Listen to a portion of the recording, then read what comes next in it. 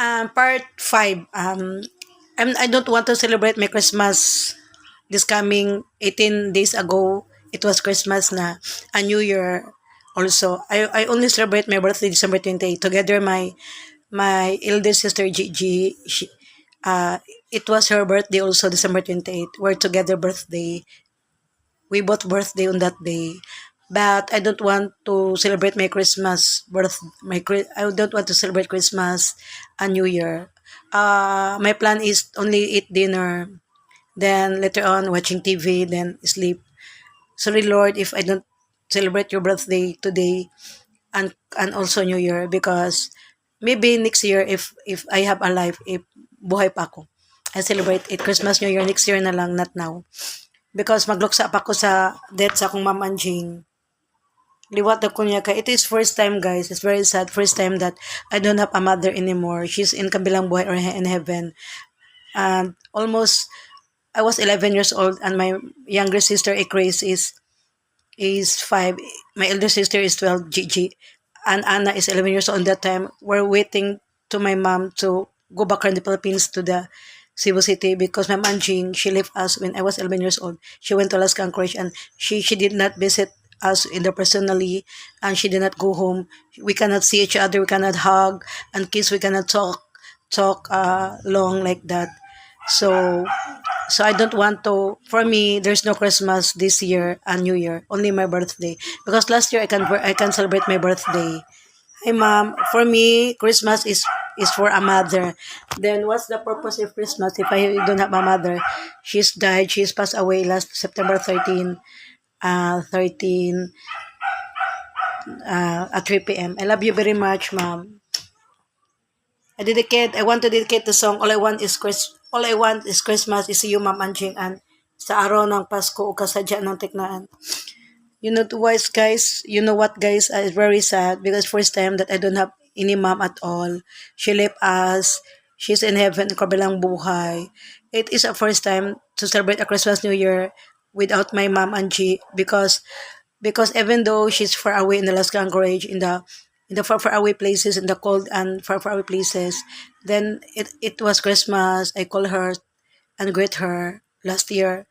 Merry Christmas, mom. Happy New Year, like that. And she called us to our birthday. She greet also happy birthday, Anna, to birthday Gigi.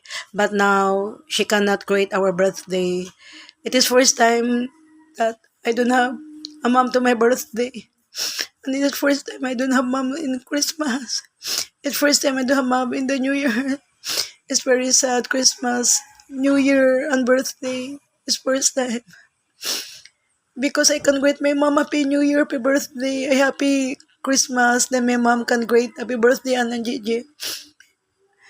And really miss my mom and I really love her.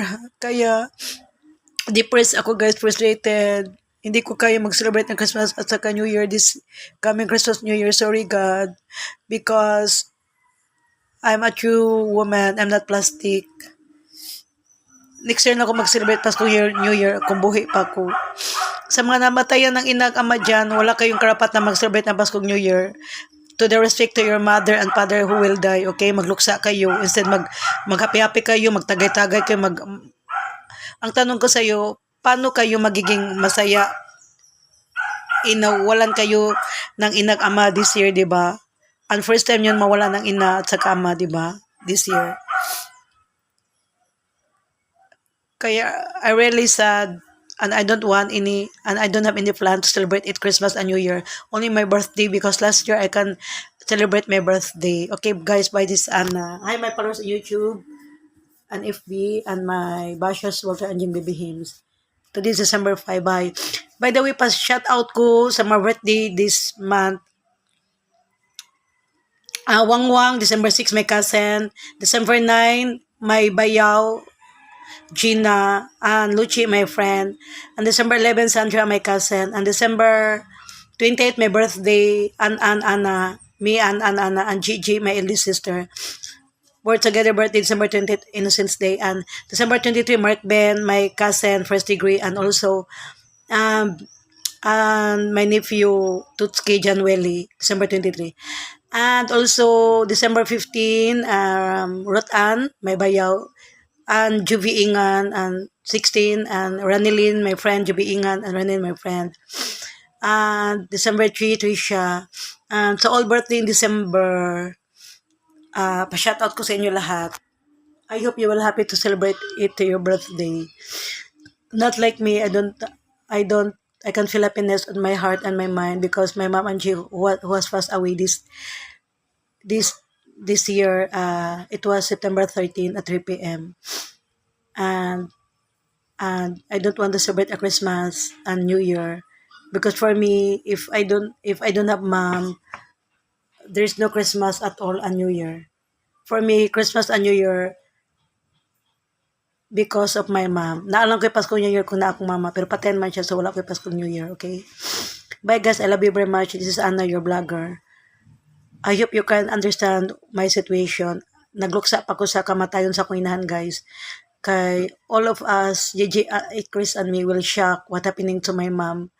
Because she always stroke, but she will fight her life, but now she can't fight her life. She will pass away. And she left us. And we cannot see her anymore. Only the kabilang boy if we will die. Ma'am, don't worry because kung mamatay kami, magkikita tayo muli na hindi na tayo magkahiwalay. I love you very much, ma'am. Magkita na lang tayo sa kabilang buhay, ma'am, Angie. Hintayin nyo kami, ma'am. Gigi, Anan, ni Chris, mga apo mo. Pagdating ng panon, pag tumanda na kami. This is my ma'am Angie, my pretty ma'am Angie. Bye guys, it's Anna. Today, December 5, 2025. To respect my mom, I don't like to celebrate Christmas and New Year because I'm very depressed, I'm very sad, frustrated, and I lose hope because I can imagine a Christmas, a birthday, a New Year without my mom and Gigi. Because I remember it was Christmas, she sent Gigi $100 and $100, equals $100. Then my birthday, she sent an $100, $50, $50 for birthday. Then it was New Year, she sent $100 CG, $100 and $100 increase. So almost three beses she spent money since she sent money to Western Union with us. But now, goodbye Western Union. I can't go there anymore because Ma'am Angie was passed away. She can't send a dollar anymore. I want dedicate a song kasadya ng taknaan. All I want is Christmas and sa araw ng Pasko. Bye guys. Depressed ko guys. So, guys, paano ko ma-celebrate yung Paskong New Year ko? Wala na yung mama ko. Pinakamamahal kong ina, namatay na siya. Miss na miss ko na siya. Hindi ko man lang siya nakita sa kanyang haya, lubong. Guys, paano yun? So, paano ang Pasko? Okay, I will compose a song guys. Bye.